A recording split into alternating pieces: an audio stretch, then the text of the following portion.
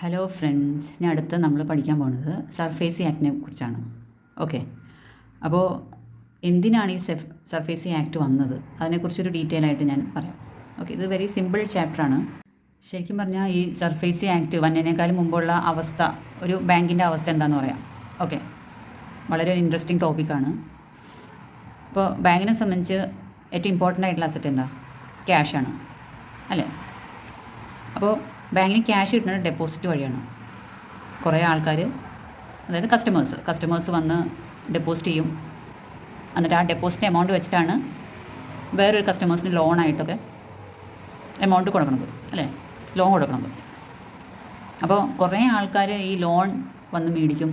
എന്നിട്ട് സെക്യൂരിറ്റി ആയിട്ട് ചിലപ്പോൾ എന്തെങ്കിലും ഒരു അസറ്റ് ആയിരിക്കും കൊടുക്കുന്നത്, അല്ലെങ്കിൽ എന്തെങ്കിലും ഒരു റെസിപ്റ്റ് കൊടുക്കും, സർട്ടിഫിക്കറ്റ് എന്തെങ്കിലും കൊടുക്കും. അപ്പോൾ ആദ്യമൊക്കെ ചിലപ്പോൾ ഈ ലോൺ എടുത്തുകൊണ്ട് പോയ ആൾക്കാർ ചിലപ്പോൾ 2-3 പ്രാവശ്യം ഇൻസ്റ്റാൾമെൻറ്റ് അടയ്ക്കും. അത് കഴിയുമ്പോൾ എന്താ, ഇൻസ്റ്റാൾമെൻറ്റ് ചിലപ്പോൾ അടയ്ക്കാതെ വരും. അപ്പോൾ ബാങ്ക് എന്ത് ചെയ്യും? നോട്ടീസ് അയക്കും, ഇന്ന ദിവസത്തിനുള്ളിൽ അല്ലെങ്കിൽ ഇന്ന സമയത്തിനുള്ളിൽ ലോൺ എമൗണ്ട് അടച്ചു തീർക്കണം, അല്ലെങ്കിൽ ആക്ഷൻ എടുക്കും, റിജക്റ്റ് ചെയ്യും എന്നൊക്കെ പറഞ്ഞുകൊണ്ട് ബാങ്കുകാർ പറയും. ഓക്കെ, അപ്പോൾ ബാങ്കുകാർ ആ സമയം വരെ നോക്കിയിരിക്കും. ആ സമയം കഴിഞ്ഞിട്ടും ഇയാൾ ഈ ലോൺ എടുത്തുകൊണ്ട് പോയ ആൾ ഒന്നും ചെയ്തില്ലെങ്കിൽ, പൈസ ഒന്നും അടച്ചില്ലെങ്കിൽ ബാങ്കുകാർ കോടതിനെ സമീപിക്കും. എന്നിട്ട് കോടതി വഴിയായിരിക്കും പിന്നെ ഈ പറയണ ലോൺ റിക്കവറി ചെയ്യണത്. ഇതാണ് മൊത്തത്തിലുള്ളൊരു പ്രോസസ്സ്. പക്ഷേ ഇത് കുറേ സമയം എടുക്കും. ഈ കോർട്ട് വഴി ഈ ലോൺ റിക്കവറി മെത്തേഡ് എന്ന് പറയുന്നത് ഭയങ്കര ടൈം കൺസ്യൂമിംഗ് ആണ്, ഭയങ്കര കോസ്റ്റ്ലിയാണ്. അപ്പോൾ ലോൺ റിക്കവർ ചെയ്യാനായിട്ട് ഇത്രയും സമയം പിടിക്കുമ്പോൾ ബാങ്കിൻ്റെ ഈ നോൺ പെർഫോമിങ് അസറ്റ്സ് കൂടി വരും. അപ്പം അങ്ങനെ വരുമ്പോൾ ക്യാഷ് ഉണ്ടാവില്ല, ലിക്വിഡായിട്ട് ക്യാഷ് ഉണ്ടാവില്ല. കാരണം ഈ ഡെപ്പോസിറ്റേഴ്സിൻ്റെ പൈസ എടുത്തിട്ടാണ് ലോണായിട്ട് ഇവർക്ക് കൊടുക്കുന്നത്. ആ ലോൺ ഇന്ന സമയമാകുമ്പോൾ തിരിച്ചടയ്ക്കും ഉള്ള പ്രതീക്ഷയിലാണ് ഈ ബാങ്കുകാർ പല ആൾക്കാർക്കും ലോൺ കൊടുക്കുന്നത്. അപ്പോൾ ഈ ലോൺ എമൗണ്ട് കിട്ടിയില്ലെങ്കിൽ ഈ ഡെപ്പോസിറ്റേഴ്സ് വന്ന് ചോദിക്കുമ്പോൾ അവർക്ക് പൈസ ഉണ്ടാവില്ല കൊടുക്കാനായിട്ട്. അപ്പം അങ്ങനെ വരുമ്പോൾ ബാങ്കുകാർ കഷ്ടപ്പെടും. പിന്നെ ഈ പറഞ്ഞ പോലെ ഓരോ ബാങ്ക് ചിലപ്പോൾ പൊളിയും. ഓക്കെ, അങ്ങനെ ബാങ്ക് നശിക്കാതിരിക്കാനായിട്ടാണ് ഈ സർഫേസി ആക്ട് വന്നത്. അപ്പോൾ ഇതാണ് ഒരു ക്ലിയർ പിക്ചർ. സർഫേസി ആക്ടിന് മുമ്പുള്ള അവസ്ഥ ഇതായിരുന്നു. ഓക്കെ, അപ്പോൾ ഇത് ബാങ്കുകാരെ വെച്ച് നോക്കുമ്പോൾ ഈ സർഫേസി ആക്ട് എന്ന് പറയുന്നത് ഒരു പ്രൊട്ടക്ഷനാണ്. അവരുടെ ആ ലിക്വിഡ് അസറ്റ്സ് വീണ്ടെടുക്കാൻ വേണ്ടിയിട്ടുള്ളൊരു പ്രൊട്ടക്ഷൻ, ഒരു ആക്റ്റാണ് ശരിക്കും പറഞ്ഞാൽ സർഫേസി ആക്ട്. ബാങ്കിനെ സംബന്ധിച്ച് അത് ഗുണകരമാണ്, പക്ഷേ സാധാരണ ആൾക്കാരെ സംബന്ധിച്ച് അതൊരു വലിയ തലവേദന പിടിച്ചൊരു കാര്യമാണ്. ഓക്കെ, അപ്പോൾ ഈ സർഫേസി ആക്ട് വന്നു കഴിഞ്ഞാൽ ഈ ബാങ്കുകാർ കോടതിയെ സമീപിക്കാതെ ARC എന്ന് പറഞ്ഞൊരു കമ്പനിയുണ്ട്. ആ കമ്പനി വഴി ഈ പറയണ ലോൺസ് റിക്കവർ ചെയ്യാൻ പറ്റും. അപ്പോൾ ഒരു ഓവറോൾ പിക്ചർ ഞാൻ തരാം, ഈ സർഫേസി ആക്ട് എങ്ങനെയാണ് വർക്ക് ചെയ്യുന്നത്. അപ്പോൾ ഇവിടെ 4 പാർട്ടിക്കാരുണ്ട്. ഒരെണ്ണം കസ്റ്റമർ, ബാങ്കിൽ നിന്ന് ലോൺ എടുത്ത ആളും ലോണ് അടയ്ക്കാത്ത ആളെ നമ്മൾ ഈ കസ്റ്റമർ എന്ന് പറയും. ബാങ്ക് അതറിയാലോ, ARC ഇതാണ് പുതിയ കഥാപാത്രം, അതായത് അസറ്റ് റീകൺസ്ട്രക്ഷൻ കമ്പനി. ഓക്കെ, പിന്നെ ക്വാളിഫൈഡ് ബയേഴ്സ്. അപ്പോൾ ഈ 4 ആൾക്കാരും കൂടിയിട്ടാണ് ഈ സർഫേസി ആക്ട് വർക്ക് ചെയ്യിപ്പിക്കുന്നത്. അപ്പോൾ എങ്ങനെയാണ് വർക്ക് ചെയ്യണേന്ന് നോക്കാം. അപ്പോൾ ഒരു കസ്റ്റമർ ബാങ്കിൻ്റെ അടുത്ത് വന്നു, ബാങ്കുകാർ ലോൺ കൊടുത്തു, കസ്റ്റമർ അയാളുടെ ഒരു അസറ്റ് സെക്യൂരിറ്റി ആയിട്ട് കൊടുത്തു. ഓക്കെ, ഫോർ എക്സാമ്പിൾ ആധാരം സെക്യൂരിറ്റി ആയിട്ട് കൊടുത്തു. അത് കഴിഞ്ഞപ്പോൾ കസ്റ്റമർ 2, 3, 4, 5 ഇൻസ്റ്റാൾമെൻ്റ് ആയിട്ട് ലോൺ അടച്ചു. അത് കഴിഞ്ഞപ്പോൾ ലോൺ അടയ്ക്കൽ നിർത്തി.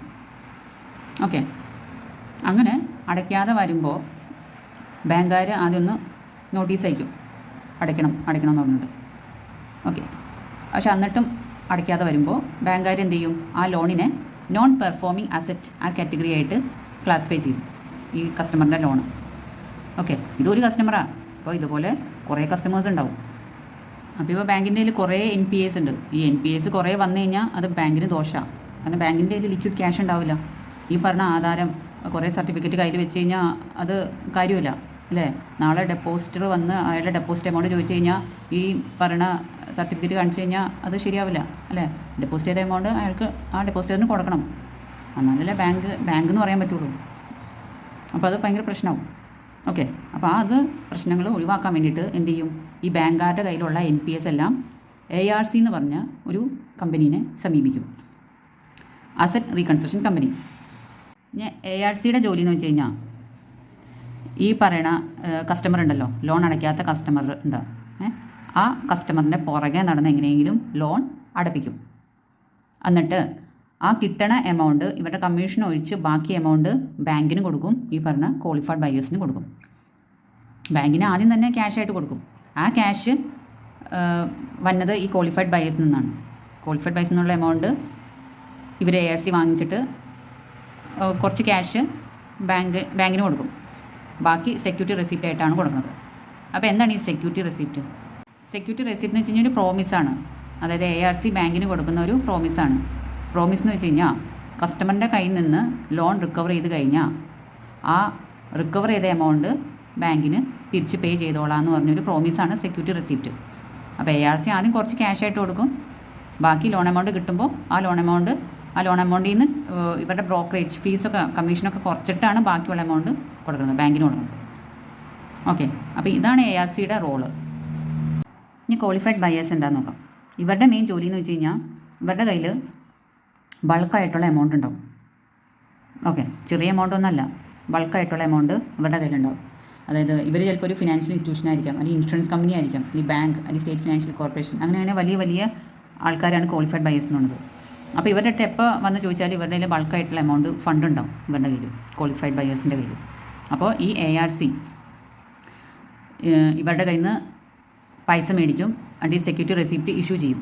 അപ്പോൾ ഇവരുടെ അടുത്തും പ്രോമിസ് പറയുന്നുണ്ട്, ഈ പറഞ്ഞ ലോൺ എമൗണ്ടിൽ നിന്ന് റിക്കവർ ചെയ്ത് കഴിയുമ്പോൾ ആ എമൗണ്ട് ക്വാളിഫൈഡ് ബയേഴ്സിന് പേ ചെയ്യാന്നുള്ള ഒരു പ്രോമിസാണ് സെക്യൂരിറ്റി റെസിപ്റ്റ്. അപ്പോൾ ഇവർക്ക് ഈ സെക്യൂരിറ്റി റെസിപ്റ്റ് ഇഷ്യൂ ചെയ്യും.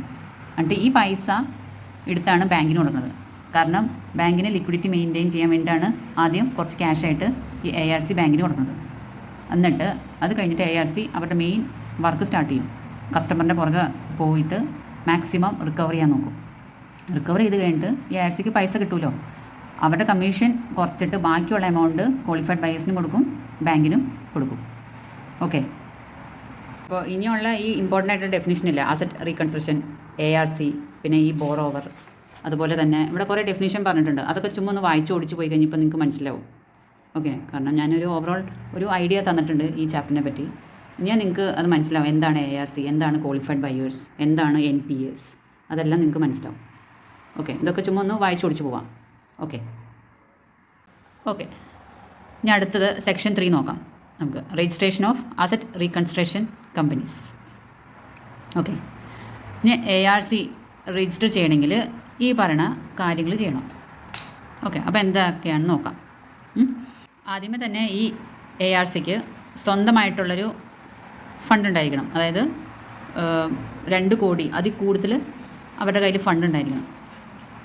ഓക്കെ, പിന്നെ പറയുന്ന കണ്ടീഷൻസ് എന്ന് വെച്ച് കഴിഞ്ഞാൽ ഈ കഴിഞ്ഞ 3 ഫിനാൻഷ്യൽ ഇയർ വെച്ച് നോക്കുമ്പോൾ അവർക്ക് നഷ്ടങ്ങൾ ഉണ്ടാവരുത്. ഓക്കെ, പിന്നെ കണ്ടീഷൻ ഈ ARCയുടെ ഡയറക്ടേഴ്സ് ഉണ്ടാവുമല്ലോ, അവർക്ക് ആവശ്യത്തിനുള്ള ഒരു പ്രൊഫഷണൽ എക്സ്പീരിയൻസും പ്രാക്ടിക്കൽ നോളജൊക്കെ ഉണ്ടായിരിക്കണം. ഈ ഫിനാൻസ്, സെക്യൂരിറ്റൈസേഷൻ, റീകൺസ്ട്രക്ഷൻ, ഈ ഫീൽഡ് ബന്ധപ്പെട്ട എല്ലാ അറിവുകളും ഉണ്ടായിരിക്കണം. അതുപോലെ തന്നെ ഈ ARCയുടെ ഡയറക്ടേഴ്സ് ഒരു കുറ്റകൃത്യങ്ങൾ ചെയ്യാത്ത ഒരാളായിരിക്കണം. ഓക്കെ, അതുപോലെ തന്നെ ഈ ARCയുടെ ക്വാളിഫൈഡ് ബയേഴ്സില്ലേ, അവർ അനുയോജ്യമായതും ന്യായമായ ആൾക്കാരായിരിക്കണം. അതായത് RBIയുടെ ഗൈഡ് ലൈൻസ് പ്രകാരം ഉള്ള ആൾക്കാരായിരിക്കണം ക്വാളിഫൈഡ് ബയേഴ്സ് ആവേണ്ടത്. പിന്നെ RBI കുറച്ച് നിയമങ്ങൾ പറഞ്ഞിട്ടുണ്ടാവും, അതൊക്കെ പാലിച്ചിരിക്കണം ഈ ARC, മസ്റ്റായിട്ടത് പാലിക്കണം. ഇനി ഈ ക്വാളിഫൈഡ് ഇൻസ്റ്റിറ്റ്യൂഷണൽ ബയേഴ്സ് ഈ ARCയിൽ ഇൻവെസ്റ്റ്മെൻറ്റ് ചെയ്യും. അപ്പോൾ ഇൻവെസ്റ്റ്മെൻറ്റ് ചെയ്യുമ്പോൾ അവർക്ക് സമയത്തിന് റിട്ടേൺസ് കൊടുക്കണം. അപ്പോൾ അങ്ങനെ റിട്ടേൺസ് കൊടുക്കാൻ പാകത്തിന് ഉള്ള ആവശ്യമായ സജ്ജീകരണം ഒരുക്കി വയ്ക്കണം ARCക്കാർ. ഓക്കെ, അപ്പോൾ ഈ പറയുന്ന കാര്യങ്ങൾ ചെയ്ത് കഴിഞ്ഞാൽ ഈ ARCക്ക് ഈ RBIയുടെ കയ്യിൽ നിന്ന് രജിസ്ട്രേഷൻ സർട്ടിഫിക്കറ്റ് കിട്ടും. അപ്പോൾ അങ്ങനെ കിട്ടിക്കഴിഞ്ഞാൽ അവർക്ക് ആ ARC സംബന്ധിച്ചായിട്ടുള്ള ആ ഒരു ബിസിനസ് സ്റ്റാർട്ട് ചെയ്യാം. ഓക്കെ, ഇനിയിപ്പോൾ പറയാൻ പോണ ഈ 3 സിറ്റുവേഷൻസിൽ RBI അപ്രൂവ് ചെയ്യണം. ഓക്കെ, ഒരെണ്ണം ഈ ARCയുടെ മാനേജ്മെൻറ്റിൽ കാര്യമായ വലിയ മാറ്റങ്ങളൊക്കെ സംഭവിച്ചു കഴിഞ്ഞാൽ, അതായത് ഇപ്പോൾ ഒരു ഡയറക്ടറിനെ അപ്പോയിൻറ്റ് ചെയ്യണം, അങ്ങനെയൊക്കെ മാറ്റങ്ങൾ സംഭവിച്ചു കഴിഞ്ഞാൽ അത് RBIനെ അറിയിക്കണം. RBIയുടെ അപ്രൂവൽ മേടിച്ചിരിക്കണം. അതുപോലെ തന്നെ അവരുടെ രജിസ്റ്റേർഡ് ഓഫീസിൽ അത് സംബന്ധിച്ചായിട്ടുള്ള എന്തെങ്കിലും അഡ്രസ്സിൽ എന്തെങ്കിലും വ്യത്യാസം വരുമോ, അല്ലെങ്കിൽ ലൊക്കേഷൻ ചേഞ്ച് ചെയ്യുകയോ എന്തെങ്കിലും സംഭവിച്ചു കഴിഞ്ഞാൽ RBIയുടെ അപ്രൂവൽ ഉണ്ടായിരിക്കണം. അതുപോലെ തന്നെ അവരുടെ പേരിന് എന്തെങ്കിലും മാറ്റങ്ങൾ വന്നാലും അത് RBI അപ്രൂവ് ചെയ്തിട്ടുണ്ടായിരിക്കണം. ഓക്കെ. ഇനി അടുത്ത section 4 cancellation of certificate of registration.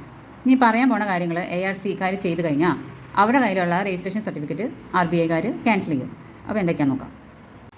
അപ്പോൾ ആദ്യത്തെ സിറ്റുവേഷനിൽ ഇപ്പോൾ ക്വാളിഫൈഡ് ബയേഴ്സിൽ നിന്ന് ഈ ARCക്ക് ഒരു ടൈപ്പിലുള്ള ഇൻവെസ്റ്റ്മെൻറ്റും കിട്ടാതെ വരുവാണെങ്കിൽ ഈ രജിസ്ട്രേഷൻ സർട്ടിഫിക്കറ്റ് ക്യാൻസൽ ചെയ്യും. അതുപോലെ തന്നെ ARCക്കാർ അസറ്റ് റീകൺസ്ട്രക്ഷൻ എന്ന് പറഞ്ഞ ബിസിനസ് സ്റ്റോപ്പ് ചെയ്യുകയാണെങ്കിൽ നിർത്തലാക്കുകയാണെങ്കിലും രജിസ്ട്രേഷൻ സർട്ടിഫിക്കറ്റ് ക്യാൻസൽ ചെയ്യും. അതുപോലെ തന്നെ ഇപ്പോൾ നമ്മൾ കുറച്ച് മുമ്പ് വായിച്ചല്ലോ, രജിസ്റ്റർ ചെയ്യുന്ന സമയത്ത് ചില കണ്ടീഷൻസ് പാലിക്കണമെന്ന്. അത് പാലിച്ചില്ലെങ്കിൽ, അത് പാലിക്കാൻ വിട്ടുപോയാലും ഈ പറഞ്ഞ രജിസ്ട്രേഷൻ സർട്ടിഫിക്കറ്റ് ക്യാൻസൽ ചെയ്യും.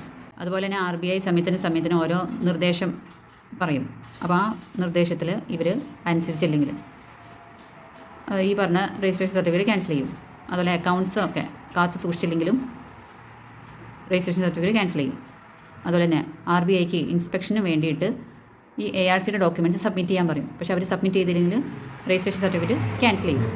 അതുപോലെ തന്നെ ഈ ARCയുടെ മാനേജ്മെൻറ്റ് RBIയുടെ അപ്രൂവൽ ഇല്ലാതെ എന്തെങ്കിലും കാര്യമായിട്ടുള്ള മാറ്റങ്ങൾ വരുത്തി കഴിഞ്ഞാലും ഈ പറഞ്ഞ രജിസ്ട്രേഷൻ സർട്ടിഫിക്കറ്റ് ക്യാൻസൽ ചെയ്യും. ഇനി അടുത്ത section 5 acquisition of rights or interest in financial asset. അതായത് ബാങ്കിൻ്റെ NPAs എങ്ങനെയാണ് ARCക്കാർ കൈക്കലാക്കുന്നത്. അപ്പോൾ 2 രീതിയിൽ അത് കൈക്കലാക്കാം. ഒരെണ്ണം ഈ ബാങ്കുകാരായിട്ടൊരു കരാറിൽ ഏർപ്പെടുക. ഓക്കെ, അത് ഫസ്റ്റ് ഒരു വഴി. രണ്ടാമത്തെ വഴി എന്ന് പറഞ്ഞു കഴിഞ്ഞാൽ നമ്മൾ ആ ഡയഗ്രാമിൽ പറഞ്ഞ പോലെ സെക്യൂരിറ്റി റെസിപ്റ്റ് ഇഷ്യൂ ചെയ്യാം. ഒരു പ്രോമിസ് കൊടുക്കാം. അതായത് ഈ ബോറോവറിൻ്റെ കയ്യിൽ നിന്ന് ഈ ലോൺ എമൗണ്ട് റിക്കവർ ചെയ്ത് കഴിയുമ്പോൾ ആ എമൗണ്ട് തിരിച്ച് ബാങ്കിന് പേ ചെയ്യാനായിട്ടുള്ള ഒരു പ്രോമിസ്, അതിനാണ് security receipt. Security receipt issue ചെയ്ത് ഈ പറയുന്ന NPAs കൈക്കലാക്കാം. ഓക്കെ. ഇനി അടുത്ത സെക്ഷൻ 9 ARCയുടെ ഫങ്ഷൻസ് ഏതൊക്കെയാണെന്ന് നോക്കാം. ഫസ്റ്റത്തെ ഫംഗ്ഷനാണ് ഈ ബോറോവറിൻ്റെ ബിസിനസ് ARCക്ക് ഏറ്റെടുത്ത് ചെയ്യാം. അല്ലെങ്കിൽ എന്തെങ്കിലും മാനേജ്മെൻറ്റിൽ എന്തെങ്കിലും കാര്യമായിട്ടുള്ള മാറ്റങ്ങൾ വരുത്താം ഒക്കെ ചെയ്യാം. ഓക്കെ. അതുപോലെ തന്നെ ബോറോവറിൻ്റെ ബിസിനസ് മൊത്തത്തിലോ അതോ പകുതിയായിട്ടോ വിൽക്കുകയോ അല്ലെങ്കിൽ വാടകയ്ക്ക് കൊടുക്കുകയോ ഒക്കെ ചെയ്യാം. അതുപോലെ തന്നെ ബോറോവറിന് അടയ്ക്കാനുള്ള കടങ്ങളുണ്ടാവുമല്ലോ, അതിനെപ്പറ്റി ഒന്നും കൂടി പുനഃക്രമീകരിക്കുക. ഓക്കെ. പിന്നെ എൻഫോഴ്സ്മെൻറ്റ് ഓഫ് സെക്യൂരിറ്റി ഇൻട്രസ്റ്റ്. അതുപോലെ തന്നെ ഈ ബോറോവറിൻ്റെ പുറകെ നടന്ന് ആ കടങ്ങളെല്ലാം സെറ്റിൽ ചെയ്യാൻ മാക്സിമം നോക്കും ARC. അതുപോലെ തന്നെ ഈ ബോറോവറിൻ്റെ കയ്യിലുള്ള സുരക്ഷിതമാക്കപ്പെട്ട അസറ്റ്സുകൾ ഉണ്ടാവുമല്ലോ, അതിനെ കൈവശമാക്കുക. അടച്ചു തീരാത്ത കടങ്ങളൊക്കെ ഉണ്ടാവുമല്ലോ, അത് ബോറോവറിൻ്റെ കമ്പനിയുടെ ഷെയർസായിട്ട് മാറ്റും ARC. അപ്പോൾ ഇതൊക്കെയാണ് മെയിൻ ഫങ്ഷൻസ്. ഇനി സെക്ഷൻ 10 ARCയുടെ മറ്റുള്ള ഫങ്ഷൻസ് എന്തൊക്കെയാണെന്ന് നോക്കാം. ചിലപ്പോഴൊക്കെ ARC വേറൊരു ബാങ്കിൻ്റെയോ ഫിനാൻഷ്യൽ ഇൻസ്റ്റിറ്റ്യൂഷൻ്റെയൊക്കെ ഏജൻ്റായിട്ട് പ്രവർത്തിക്കും. ഒരു ഉദാഹരണം പറയുകയാണെങ്കിൽ നമ്മുടെ ആ എക്സാമ്പിൾ, അവിടെ ARC ആ ബാങ്കിൻ്റെ ഏജൻ്റായിട്ട് പ്രവർത്തിക്കുകയാണ്. കാരണം ആ ബോറോവറിൻ്റെ കയ്യിൽ നിന്ന് ബാക്കിയുള്ള ലോൺ റിക്കവർ ചെയ്യാനായിട്ട് അവർ മാക്സിമം നോക്കും. അതാണ് ARCയുടെ മെയിൻ ഡ്യൂട്ടി. അതാണ് എവിടെയൊക്കെ കടങ്ങളുണ്ടോ ആ കടങ്ങളൊക്കെ സെറ്റിൽ ചെയ്യാനായിട്ടാണ് മാക്സിമം നോക്കണം. അപ്പോൾ ആ ബാങ്കിൻ്റെ ഏജൻ്റായിട്ടായിരിക്കും ARC പ്രവർത്തിക്കുന്നത്. ഓക്കെ. ഇനി അടുത്തത് മാനേജറായിട്ട് ഇവർ ചില സമയത്തൊക്കെ പ്രവർത്തിക്കും. ഇപ്പോൾ ഈ ബോറോവറിൻ്റെ ബിസിനസ് ചിലപ്പോൾ ഇവർ ഏറ്റെടുത്ത് ഇവർ തന്നെ ആ ബിസിനസ്സിൻ്റെ മാനേജറായിട്ടിരിക്കും. ഓക്കെ. ചില സമയത്ത് ഇവർ വാങ്ങുന്നവനായിട്ട് പ്രവർത്തിക്കും. അതായത് ഇപ്പോൾ ഒരു കോർട്ട് വഴി ഇപ്പോൾ കോർട്ടിന് സുരക്ഷിതമാക്കപ്പെട്ട ഒരു അസറ്റ് കിട്ടിയെന്ന് വെച്ചോ, ഒരു മുതൽ കിട്ടി. ആ മുതൽ കാത്തു സൂക്ഷിക്കാൻ വേണ്ടിയിട്ട് ഈ ARCനെ ചില സമയത്തൊക്കെ ഏൽപ്പിക്കാറുണ്ട്. ഓക്കെ. അപ്പോൾ ഇതൊക്കെയാണ് ARCയുടെ ഫങ്ഷൻസ്. ഇനി അടുത്ത സെക്ഷൻ 11 റെസൊല്യൂഷൻ ഓഫ് ഡിസ്പ്യൂട്ട്സ്. ഇപ്പോൾ ഈ ARC അല്ലെങ്കിൽ ബാങ്ക് അല്ലെങ്കിൽ ക്വാളിഫൈഡ് ബയേഴ്സ് തമ്മിൽ അങ്ങോട്ടും ഇങ്ങോട്ടും എന്തെങ്കിലും പ്രശ്നങ്ങളുണ്ടെങ്കിൽ ആ പ്രശ്നങ്ങൾ പരിഹരിക്കുന്നത് ആർബിട്രേഷൻ ആൻഡ് കൺസലേഷൻ ആക്ടിൻ്റെ അകത്ത് പറഞ്ഞിരിക്കുന്ന പോലെ ആയിരിക്കും. ഓക്കെ. ആ പ്രശ്നങ്ങൾ പരിഹരിക്കുന്നത് കൺസലേറ്റർ, ആർബിട്രേറ്റർ വഴിയൊക്കെ ആയിരിക്കും. ഓക്കെ. അടുത്ത സെക്ഷനാണ് section 13 enforcement of security interest. ഇത് ഏറ്റവും മോസ്റ്റ് ഇമ്പോർട്ടൻ്റ് ആയിട്ടുള്ള സെക്ഷനാണ് സർഫേസി ആക്ടിൽ. കാരണം കോർട്ടിൻ്റെ സഹായമില്ലാതെ ബാങ്കിനോ അല്ലെങ്കിൽ ARCക്കോ കടങ്ങൾ റിക്കവർ ചെയ്യാനായിട്ടുള്ള ഫുൾ പവർ കൊടുത്തിട്ടുണ്ട് ഈ സെക്ഷൻ 30. ഓക്കെ, അപ്പോൾ അവർ കോർട്ടിൽ സമീപിക്കേണ്ട ആവശ്യമില്ല. അവർക്ക് ഡയറക്റ്റായിട്ട് തന്നെ ബോറോവറിൻ്റെ അടുത്ത് വന്ന് ഈ ലോൺ റിക്കവർ ചെയ്യാനായിട്ടുള്ള എല്ലാ അധികാരവും ഈ സെക്ഷൻ കൊടുക്കുന്നുണ്ട്. ഓക്കെ, അപ്പോൾ ഈ സെക്ഷനകത്ത് പറഞ്ഞത് ഇപ്പോൾ ബാങ്കിൽ നിന്ന് ഒരാൾ ലോൺ എടുത്തു. ഓക്കെ, അപ്പോൾ ആ ലോൺ ഇൻസ്റ്റാൾമെൻ്റായിട്ട് പേ ചെയ്യണം. ഓക്കെ, ആദ്യത്തെ 2-3 ഇൻസ്റ്റാൾമെൻറ്റ് ഈ ബോറോവർ പേ ചെയ്തു. അത് കഴിഞ്ഞപ്പോൾ പേ ചെയ്തില്ല.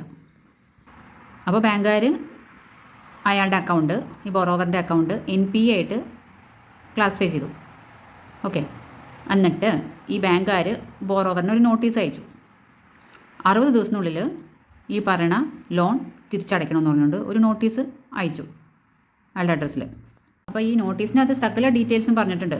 ബോറോവറിന് എത്ര എമൗണ്ട് അടയ്ക്കാനുണ്ട്, അതുപോലെ തന്നെ അയാൾ ബാങ്കിൽ ഏൽപ്പിച്ച് ആ സെക്യൂർഡ് അസറ്റ് ഉണ്ടാവുമല്ലോ, ആ സെക്യൂരിറ്റി, അതിനെ പറ്റിയിട്ടുള്ള ഫുൾ ഡീറ്റെയിൽസ് പറഞ്ഞിട്ടുണ്ട്. അതുപോലെ തന്നെ ഇത് അടച്ചില്ലെങ്കിൽ ബാങ്കുകാർ ഇത് കൈക്കലാക്കും, ഈ അസറ്റൊക്കെ കൈക്കലാക്കും, സകല കാര്യങ്ങൾ ഇതിനകത്ത് പറഞ്ഞിട്ടുണ്ടാവും. അപ്പോൾ ഈ ബോറോവറിൻ്റെ കയ്യിൽ ഈ നോട്ടീസ് കിട്ടിയതിന് ശേഷം നോട്ടീസെല്ലാം വായിച്ച് കഴിഞ്ഞിട്ട് ചിലപ്പോൾ ബോറോവർ എന്തെങ്കിലും ഒരു എതിർപ്പും കൊണ്ട് വരും. ഓക്കെ, ചിലപ്പോൾ ആ എതിർപ്പ് ചിലപ്പോൾ ബാങ്ക് ചിലപ്പോൾ സ്വീകരിക്കാം, അല്ലെങ്കിൽ അത് റിജക്റ്റ് ചെയ്യാം. ഓക്കെ, എന്താണെങ്കിലും ഈ ബാങ്കുകാർ 15 ദിവസത്തിനുള്ളിൽ എന്തുകൊണ്ടാണ് ഈ ബോറോവറിൻ്റെ ആ എതിർപ്പിനെ റിജക്റ്റ് ചെയ്തത്, അല്ലെങ്കിൽ വേറെ എന്തെങ്കിലും റീസൺ ഉണ്ടെങ്കിൽ അത് 15 ദിവസത്തിനുള്ളിൽ അത് അറിയിക്കണം, ബോറോവറിനെ അറിയിക്കണം.